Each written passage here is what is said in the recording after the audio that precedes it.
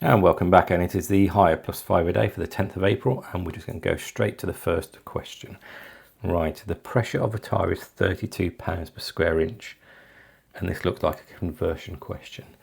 Right, keys here to get your conversions the right way around and do them step by step. So I'm going to start by saying 32 pounds, that's just a symbol for pounds, per square inch. So I'm going to be really clear what I'm starting with. Then I'm going to convert pounds to kilograms. So I'm going to multiply that, which way am I doing it? So £1 is 0.436. I'm going to multiply this by 0.4536, which is going to give me kilograms per square inch. So calculator out.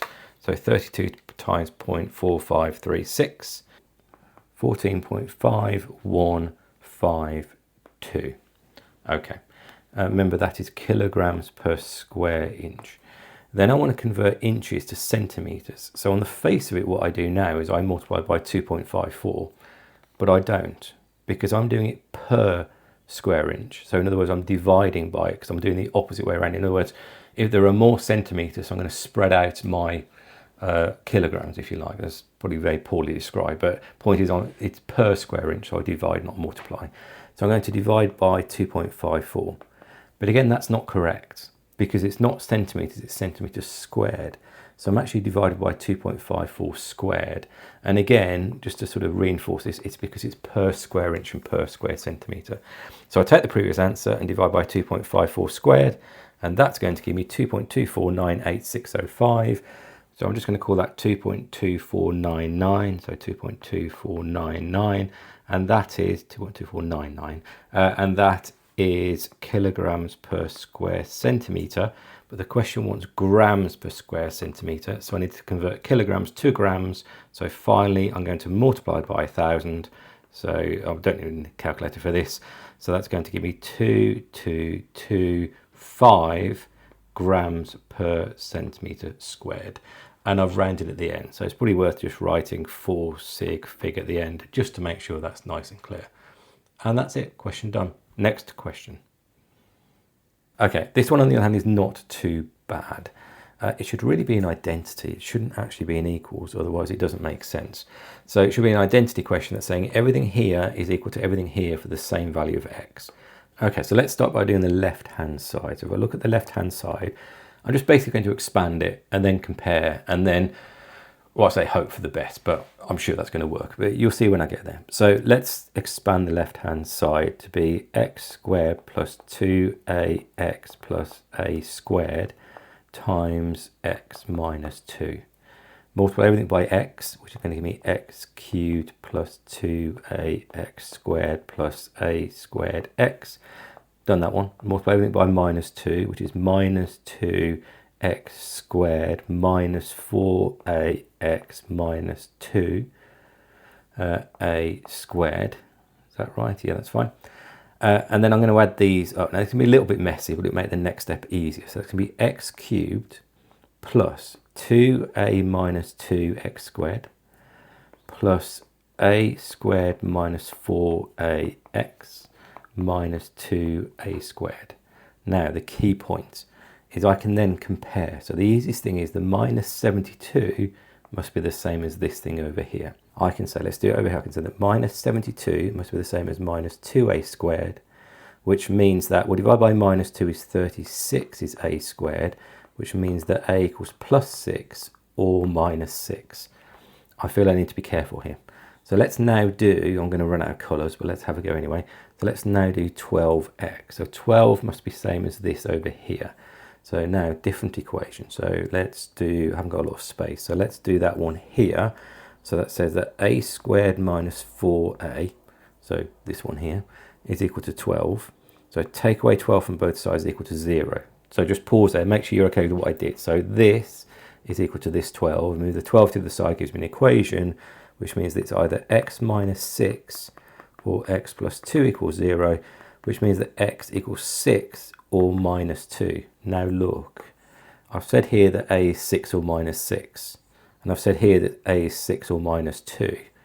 Oh, sorry, by the way, I've switched my x's for an a, so let's just convert these because then it's a bit more obvious. Right, the whole thing is in terms of a, forget the x. So therefore it must be the case that a is equal to plus 6 because it needs to satisfy both equations. Sorry about switching that halfway through. Hopefully that made sense. This is a good but difficult question. It's very easy just to assume that a can be both. It can only be one of them. Let's remember what we've done. So we've expanded the left-hand side. We've compared the coefficients of 72. We've compared the coefficients of 12. And we've found out that a is equal to 6. We still need to find out what b is. So b is the thing before the x squared, which is the same as 2a minus 2. And I now know, so let's write this down. So 2a minus 2 is equal to b. I now know that a is 6. So 2 times 6 is 12 minus 2, which means that b is equal to 10. So again, what I've done is I put 6 into here. 2 times 6 minus 2 is equal to 10. b is 10. So my final answers are going to be that a equals 6 and b equals 10. That's a tough question. It's a good question, but it's a tough question. So make sure you're okay with that one. Make sure you're okay with all of them, obviously, but that one's a tough one. Next one, this also looks quite challenging. Find the area of the segment. Now, there is a way that you're going to learn, and you should hopefully be taught this as a technique anyway. You're going to find out the area of the sector, which is going to be 145 over 3/60 of pi r squared. And then you're going to take away the area of the white triangle, which is going to be a half AB sine C, which is going to be a half 4 times 4 times sine of 145. Now, if you haven't learned half AB sine C, which is often the last thing that you learn at GCSE, that will come. You can't do this question without it, or you can't do it easily. You can do it, but it's much harder. That's the way you're supposed to do it. That's when you're going to learn this. Anyway, point is, I've now got my method of doing it. R is 4, so I'm just going to put 4 into here. So it's going to be 145 3/60 times pi times 4 squared, which is 16, minus a half times 4 squared, which is 16 still, times sine of 145. I'm going to put all that in my calculator very carefully, and that gives me 15.6572073, which I'm just going to call 15.66 to 2 decimal places. And I'm happy with that one. That's okay. A question in the exam might say 3 decimal places or 4 or whatever it might say. Obviously do what the question says. If the question doesn't say anything, 2 decimal places or 3 sig fig, often that's deemed suitable. Next question. Right, Isla has a box of counters. Isla picks 2 counters at random, calculate the probability that the 2 counters are different colours. Okay, it's a clever question because it tells you a whole lot of stuff about circle, triangle and square, and I don't care about that. I only care about the colours. So let's add these up. So 6 and 2 and 5 gives me 13. So there's 13 blue ones. And 8 and 9 is 17, plus 11 gives me 28. So there's 28 red ones. Okay. If I then add 13 and 28, that means there is 41 different counters overall. So it's quite a clever way of saying, can you read at the table? Let's now combine it. So I want to work out that she picks 2 different colours. So either she's going to pick blue and red, or she's going to pick red and blue. And of course that is not the same because order matters. If I work these out, so blue and red, it's the same as 13 over 41 times 28 over 40. So there's 1 less counter to choose from.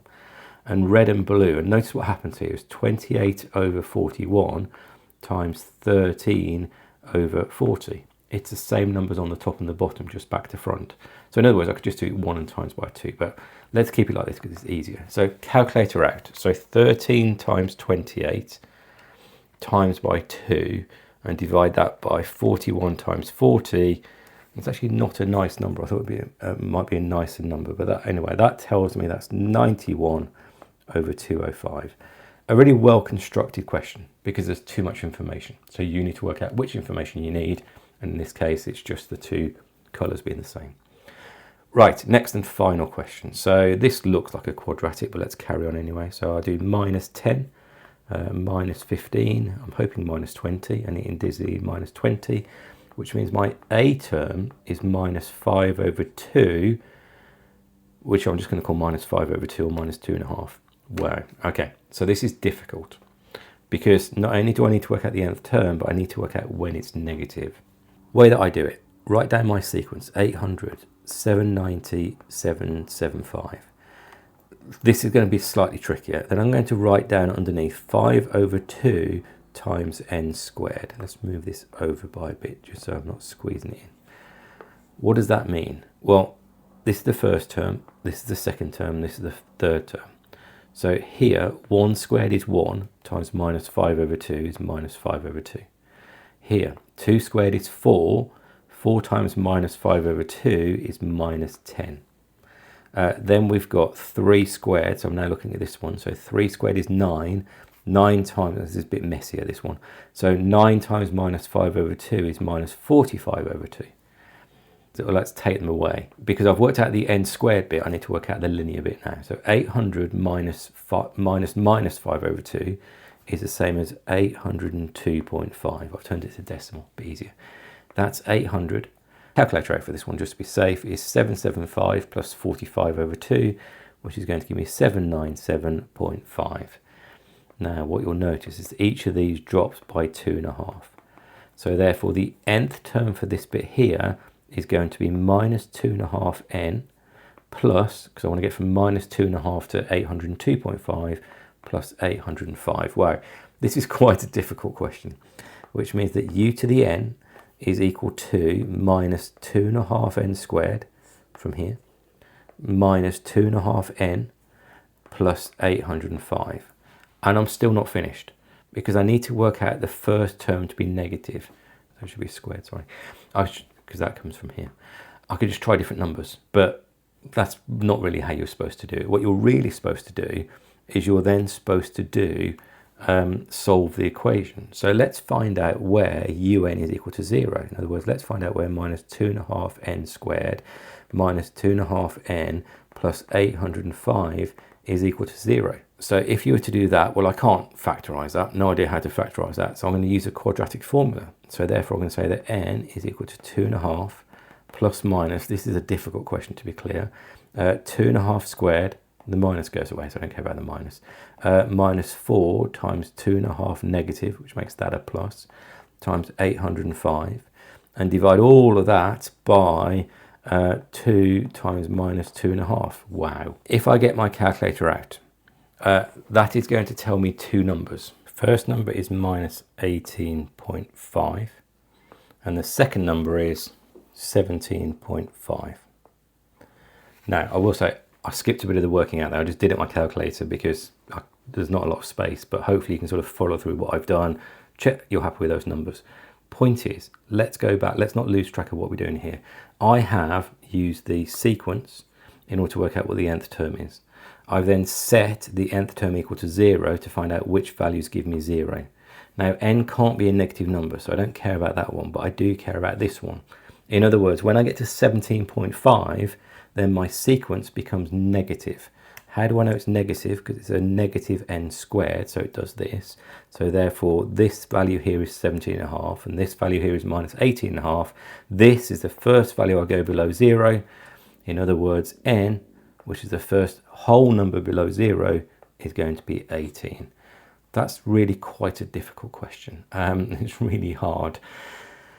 I would say make sure you go through that one again. That absolutely could be a GCSE question. Let's not avoid the case that it's difficult, but it could be there. But it is also a question that you should be okay with.